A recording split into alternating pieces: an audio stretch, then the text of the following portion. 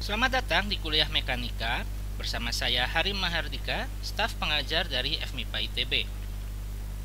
Hari ini kita akan melanjutkan materi kuliah gaya sentral yang kali ini membahas tentang contoh aplikasi gerak gaya sentral.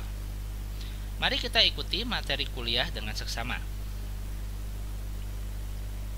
Pada segmen ini kita akan membahas contoh soal yang berkaitan dengan gerak partikel akibat pengaruh gaya sentral. Contoh yang pertama adalah mengenai gerak benda langit, di mana objek yang dihitung adalah perubahan lintasan suatu satelit yang mengelilingi suatu planet yang juga dikenal sebagai gerak transfer orbit. Persoalan ini juga dapat diterapkan pada transfer orbit suatu planet yang mengelilingi suatu bintang atau matahari. Diketahui, suatu satelit berada pada orbit lingkaran yang rendah dan ingin berpindah menjadi orbit yang lebih tinggi dengan cara roket pendorong dinyalakan sesaat sehingga kecepatan satelit bertambah 15%. Tentukan jarak terdekat dan terjauh dari orbit yang baru ini. Penyelesaian soal ini kita mulai dengan menuliskan kembali persamaan lintasan elips sebagai berikut. Lalu momentum sudut dari gerak satelit saat orbitnya lingkaran adalah L sama dengan massa satelit M dikali jari-jari lintasan lingkaran R0 dan kecepatan awal V0. Sehingga kita dapatkan persamaan eksentrisitas seperti berikut.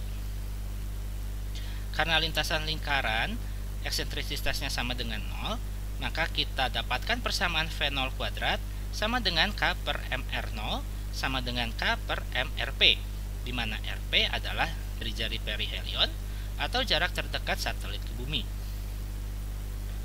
Dari sini dapat ditulis ulang persamaan eksentrisitas di atas menjadi eksentrisitas sama dengan VP kuadrat per V0 kuadrat dikurangi 1. Dengan VP kuadrat sama dengan M dikali V0 pangkat 4 dibagi K. Setelah kita dapatkan jari-jari perihelion, sekarang kita akan cari jari-jari aphelion dari satelit.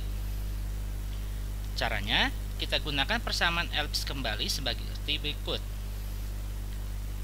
Lalu terapkan syarat kecepatan orbit yang baru, di mana nilainya naik 15% dari kecepatan awal, sehingga didapat persamaan perbandingan kecepatan kuadrat seperti berikut. Kemudian kita dapatkan persamaan lintasan menjadi seperti ini. Dari sini, kita hitung jari-jari aphelion dengan menerapkan sudut theta sama dengan pi radian, yang hasil akhirnya saya minta mahasiswa untuk menyelesaikannya secara mandiri di buku catatannya masing-masing.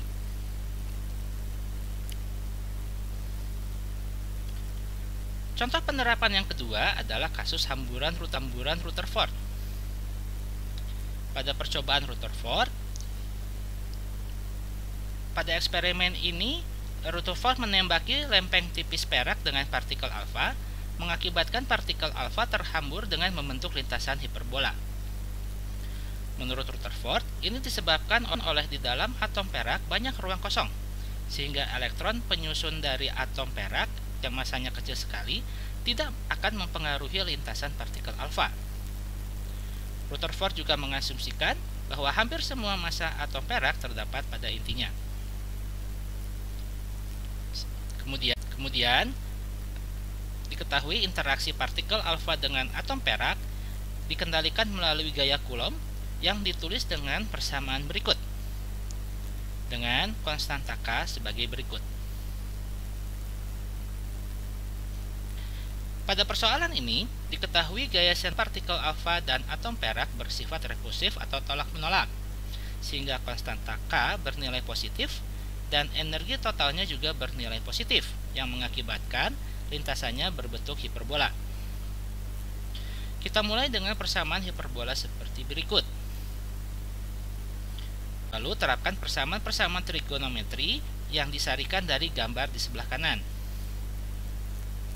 Kita dapatkan persamaan kotangen gamma dan tangen beta per 2 seperti berikut. Pertanyaannya, berapakah sudut hamburan theta dari partikel alfa?